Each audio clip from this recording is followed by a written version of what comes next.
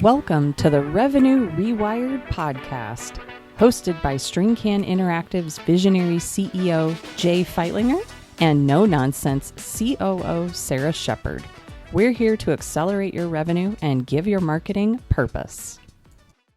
Hello, and welcome everybody to this next episode of the Revenue Rewired podcast. Hi, Jay. How's it going there, Sarah? You must be counting the days until you get to go back east and actually experience something other than hellfire, which is what the temperature is outside. Yeah, I mean, well, this I'm assuming this episode will come out after I'm already gone, but I'm Yeah. heading out this evening and looking forward to being in 30 to 40 degrees lower temperature. Yeah, Steve and I walked next door for lunch and we were like, this is unpleasant. Great No, time for my yeah. air conditioning to go out, which is why I'm really excited about this episode. Nice and cool. And Jay and I have some cool things to share with you all.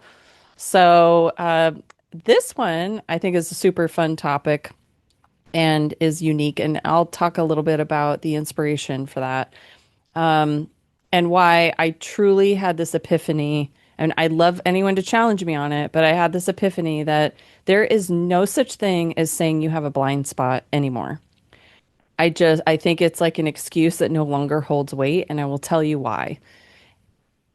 At StringCan, we are really good about our quarterly meetings, and we've been doing so for about maybe 7 years now, 6 or 7 years. We've run through operating systems like EOS, and we still hold that format true. And we've had an amazing implementer. Jay and I have changed roles to kind of get to where we are now.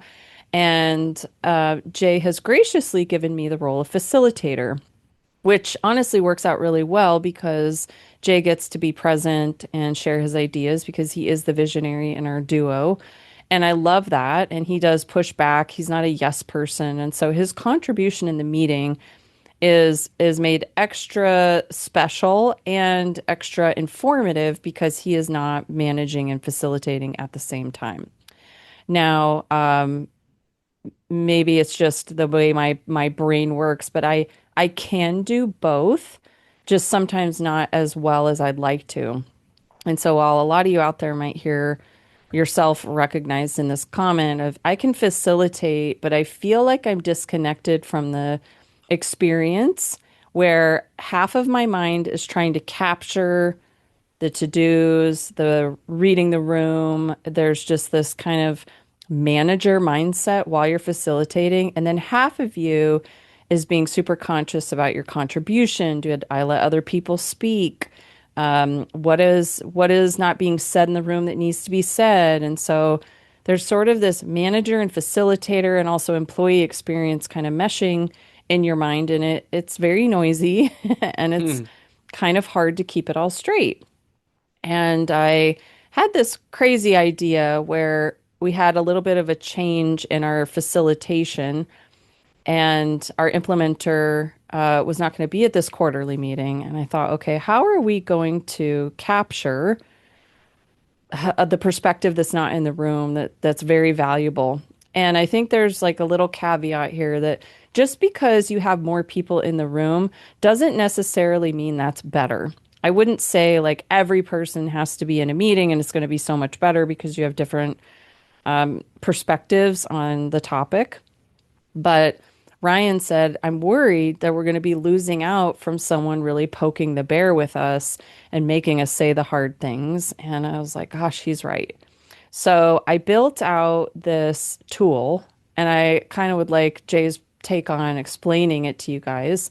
But in building this tool that was helping with our blind spots, the tool contained our leadership teams, all of our personality assessments. We used to be taking a ton of them. So there were several in there, including Clifton Strengths. And so I told Claude, can you take my team's strengths and identify the weaknesses? And that's kind of how I got started into building what I call the StringCouncil. And I can't take all the credit because AI kind of named itself. But I'll share the experience of what it was like facilitating. But I'm going to turn it over to Jay to explain what it was like working with the council. Well, I guess to answer the question, it was awesome. But of course I didn't know what it was gonna say. And I think for me, I want to give a little context in a second here, but high level, the part that I love the most is that one of obviously the weaknesses of AI is the lack of, human emotion. No matter how it tries to fake it by using certain words, it's never going to have the heart and soul, of us. And in this situation, it ended up being a huge positive because it didn't have to worry about hurting people's feelings. And I loved its perspective where it removed, the issue that we often have is we're often too kind. And, it's hard sometimes to give people constructive feedback because it might be taken out of context. Um, but I think for me, I wanted to share one other thought before turning it back over to you, Sarah, to give your perspective is, to Ryan's point, our director of service operations, I really agreed with Ryan when we started talking about how do we make our quarterly planning and annual planning process more efficient because it is a huge investment in time and money. And, by eliminating some, facilitation implementers and whatnot from helping leading us, and focusing on really just you, Sarah, as, the facilitator, but also having to be present, there was the fear about losing that, that perspective from an outside viewpoint. And so the challenge, of course, is that if you rely on like one person, their knowledge is based upon their experience. And so if they grew up in the marketing space in their career, very likely they're going to be very motivated on their direction, feedback, questions, very marketing related. But if we have a problem regarding HR or finance or whatever the obstacle opportunity is, if they don't have that depth and breadth around that area, I think we're basically now having back the blind spots. And so, watching what you did, how you not only took our strengths and weaknesses, but also thought about, the next version of the company we're working, very hard to get to. You're able to kind of have the right personalities and experience and skill sets sitting on the council, because it gives you now that holistic 360 view. And often the way you structured it, I was so impressed because after each phase of our planning, and you would have it take the transcript and all the details of what we just accomplished and went through. And then it came back and then only gave a consolidated view from the council, but then it broke out the perspective by person. And that was the part that I think for me I loved the most because looking at the people that you picked, I thought they were really smart people that you chose. And they, again, most of the roles that you had part of the council were actually legitimate, real people that inspire us that we all talk about or read their books or it might be. And so it was just so powerful for the way you injected them into the brains of this.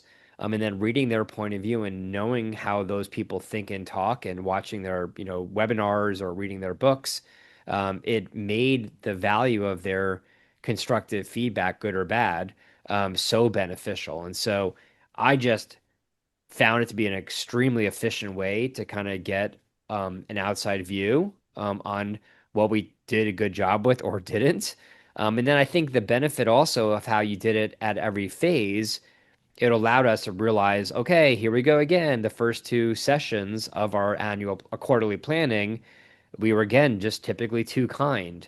And when it called out the person, and said, okay, well, I think, Jay, I love when he said this, but I didn't like that. This is how, it should have been done differently. I noticed that it made the next session perform and go that much better. And so we were basically constantly evolving during that planning. So now when next time we do this, if we follow your same process, knowing you'll make it even better next time. I just feel like it's going to make the output and our focus and the action items just so much more powerful. Well, I appreciate that perspective. And I think the way I built the council, and I think what's cool about this is it could be custom for every company. And so you'll have, maybe a gajillion visionaries and no integrators. And in that case, this might be more of a challenge for you because I think you do need someone to coordinate and be conscious of that experience in the room. So there is still a part of you that can't fully divest from being the facilitator in the room, but where I, and it's funny because I built it with each section focusing on so there were 8 total personalities, and we're talking about people like Brene Brown, Greg McCune, Jocko Willink, David Miller, and several others. And I customized it to fill the gaps for our team, in addition to that, where their strengths were in the corresponding section of the quarterly planning agenda. And so what's funny though is the first time we ran it, we take the transcript and throw it into the Claude artifact and just paste it in there and then hit convene council. And what's funny is after the two, everyone wanted to see what all the other personalities would have to say. So Hmm. we just convened the whole council with every section. And what was really neat was, to your point again, the politics takes itself out of the room because the transcript is using your exact words for the most part. Like something might be taken out of context, which we were fine with, we recognized, but you at least pause and go, well, that was an interesting thing to take out of context. So you don't just blow through AI not reading exactly what was said or inferring. That means you made assumptions that someone reading the exact transcript of the room could not make that connection. So for me, that was another aha was things that go unsaid and you know, AI is not reading the room. Can I infer whether or not that was appropriate, a big deal, misunderstood, etc.? And then it gives the facilitator a little bit more of a guardrail as to like where their focus needs to be to move to the next section or to clarify. And we've noticed like a couple of our propensities is that often we might commit to something and not give a specific due date. And I think a lot of people are totally guilty of this because you're in the meeting. You're not going to pull up your calendar and say, well, I'll do it by blank. But we all didn't like being called out for making what it called vague commitments. It's like I heard a commitment from so and so, but I didn't hear a date. And so the next time that it went around, we got a lot more specific. And, you know, well, I didn't hear that this issue actually got solved. You guys seem to move to the next step without even resolving the issue. We were like, oh, wow, does everyone feel like that was resolved or not? So it really gave me pause and it allowed me to feel like a participant because I didn't have to remember everything that was being said because the transcription was tackling all that for me. And I was able to more invest in the responses of the council members and check the room. And so my job became more of a facilitator, but it was specific versus feeling like I had to eat the whole elephant. And Hmm. that may or may not make sense because I know Jay, you used to do a lot of the facilitation, and I think like we've really now taken that experience and we're going to use it for a lot more things. Like what was it, the AI driven leader? That section really connected with me when he goes, you should really be using AI to build yourself a strategic advisor, but you're guiding it and you're doing all this direction giving. It's not just this robot personality out of nowhere. And I think that's where you can kind of take this and put it into action is these council members are real people with books and templates and TED Talks. And these people have a lot to say. And that way the AI can actually customize its responses using someone. So it's like a mirror in a different way. It's not just mirroring my responses, it's now responding from someone else's perspective, not just AI. It's like, it's kind of crazy to imagine. But at no point now in my career can I ever say I have a blind spot with anything. I love that. And that's obviously a bold statement, but I think it's you're right. If you rely on a a well-structured system that can receive the input the right way, and you ask it to be a kind of a challenger mindset, and influenced by the things that historically you've struggled with, I feel like yes, you are right. It does in theory eliminate the blind spot. But you know, I have to say this last session, you were a lot more engaged because you didn't have to as much in theory facilitate a lot of stuff. but there was obviously now the technical part of this was our first time doing it that way. So, there are some nuances here regarding getting the transcript into the system, and then all of us kind of reading it. But what's wild is, so I don't know if that was hard for you, but I was wondering, your perspective on this, where we're all at the same time reading and consuming its feedback. Where I know that you like to once in a while control things a certain way. I wasn't sure, was that exciting or was that hard for you? Because we all were actually processing at the same time, and then it was like, wow, and everyone had kind of a very unique perspective on reading through the individual advisor's kind of point of view. It's funny. I actually enjoyed all of us reading it in real time because we could call out like, "Wow, did you guys read what Brene said? That's intense. Do we agree with that?" And so it kind of felt like it felt less personal, like a personal attack, and it felt more like all of us were reading it with the outcome in mind, and creating alignment in the moment. And I liked that there was no lag because then there was no space for someone to misinterpret anything or leave the meeting going, "Oh, I really didn't understand that part." It was kind of like what really good calls look like in interviews and client meetings and all that, where you repeat back what you heard to someone. I felt like it took a little bit of that, um, in a positive way from us, is repeating back to us what we said. I And love so that. then we were like, oh, well, that makes sense, but that's not how I meant that. There was one part where Brene called us out where you shared a vulnerable moment and she was like, wow, Jay shared something really vulnerable and you guys just blew through it. And so we were like, whoa, oh, geez, wow, okay, Jay, like, can we talk about that? And you're like, I'm cool, it's fine. But that was like, I didn't catch that. That's not one of my strengths is, you know, I I think I wrote about it too in my article that my mind in those meetings too is mostly focused on to the next section and getting all of my agenda items in on time. What And a so if we surprise to hear did that from blow you. through it, I know you too well that if it was an issue, you would have stopped, but it was a pause from our Yep. transcript that went, wow, we did do that, I so it loved was it. kind of like a check. Well, I guess then, so Sarah, to wrap this up, putting you on the spot, if I was listening to this episode or show, I'd be like, okay, that sounds great in theory, but I would have no clue how to start. And the reason why I'm bringing this up is I've shared what we did now with a couple other business owners who loved the idea, but they were like, the question I kept getting, or it was around the same theme. And the theme was, how do I know like who to pick? And so when I got asked those questions, I walked them all through and I've had this, I don't know, probably 4 or 5 chats out in the last week with other business owners about this. And I'm like, well, what Sarah did was she used our personalities, looked at our strengths and weaknesses. And obviously, me and her had a prep meeting to kind of already outline the areas that we have some areas that we're excited about or concerned about.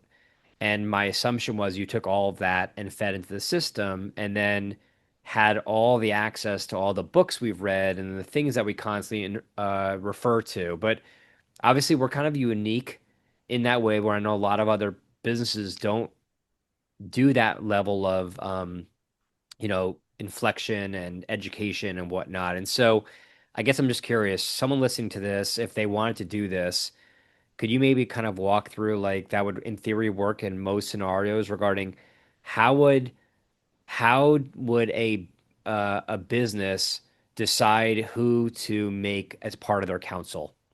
Oh, great question, because I actually did then skip over a big part of the process. So I started with, phase one is knowing your team. And I did not feed it any of the books or really much of the history. I did feed it, here's our leadership team's personalities, mainly like Clifton Strengths, 16 personalities. Even if you just have Clifton Strengths or what's it called? The Lencioni test. It's like Galvanizer Wonder. Anyway, Oh, any kind of like drawing a blank. strength-based personality test. And I told it, could you please evaluate because my team has gaps in one of the areas in Clifton Strengths we're very light in, and I think it was influence. And I said, could you help me come up with a gap filler? And here are the types of people that I like. And I listed off, I believe, Jocko Willink and Greg McCune to start. And so I really was only starting with a couple of personalities. And I did put in Scott as our old implementer. I said, I think Scott needs a voice in the room.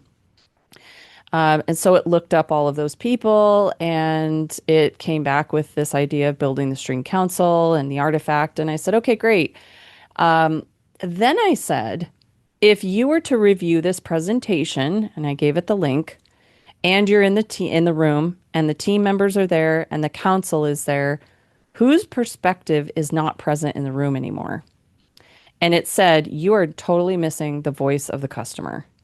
And even though it was a quarterly planning meeting and it's a very operational activity, I was like, well, what's the point of doing all this if it's not from the voice of the customer?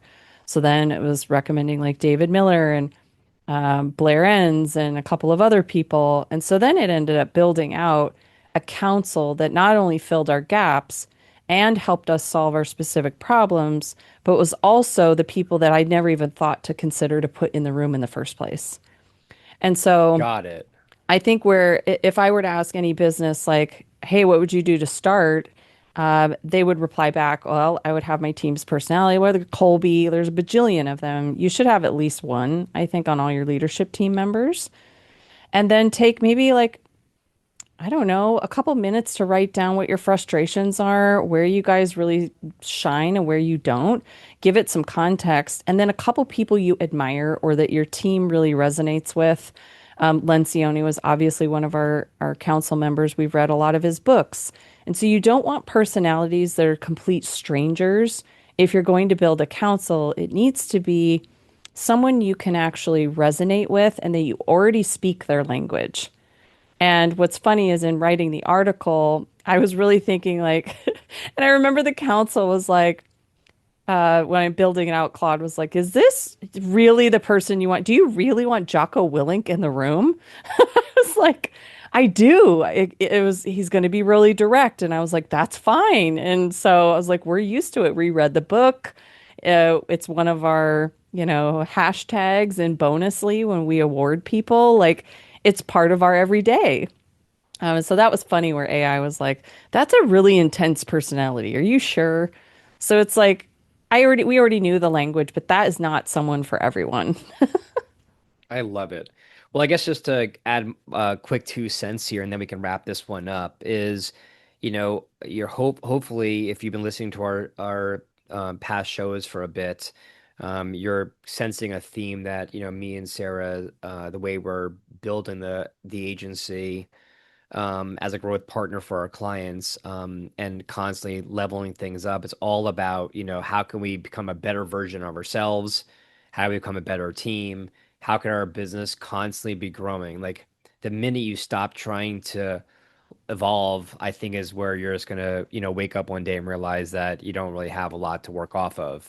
And so, unfortunately or fortunately, however you want to look at it, our world is just changing so rapidly, more than it's ever have since I've been in the marketing and sales industry kind of space for 25 plus years now, mainly due to AI.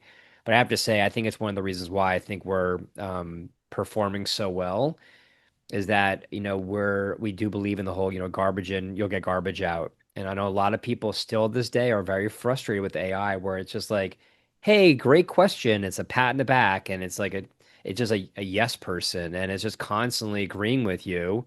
And then you're getting back these generic things. You're like, this is garbage. I could wrote this, whatever, blah, blah, myself better. But I challenge that because I feel like, again, if you don't give it, a very robust prompt, and you aren't asking it to really push back, I guess you shouldn't be surprised that you're getting kind of a mediocre result.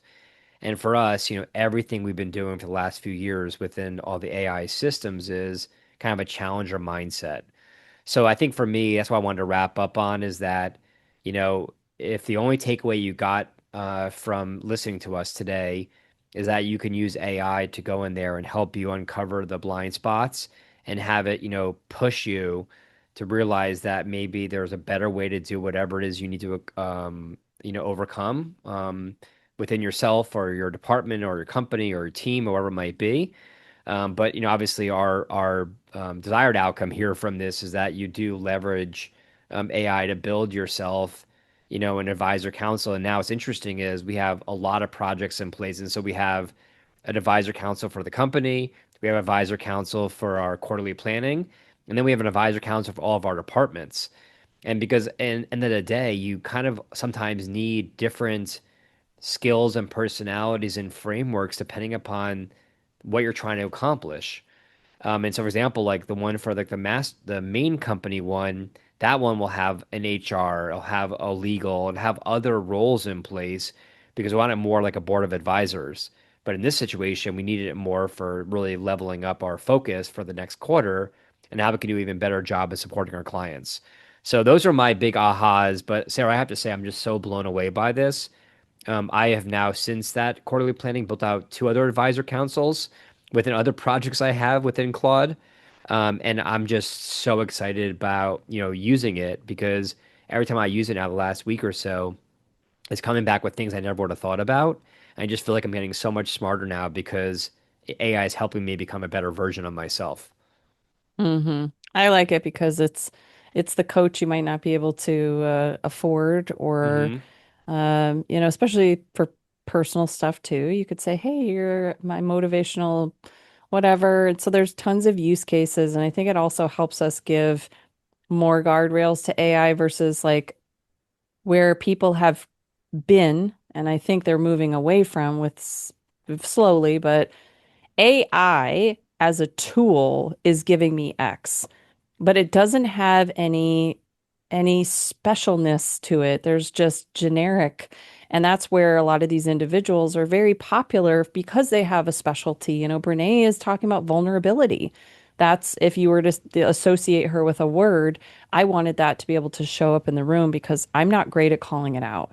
And so Mm. she was helping me fill that gap of calling out vulnerable moments that were or did or, didn't get said.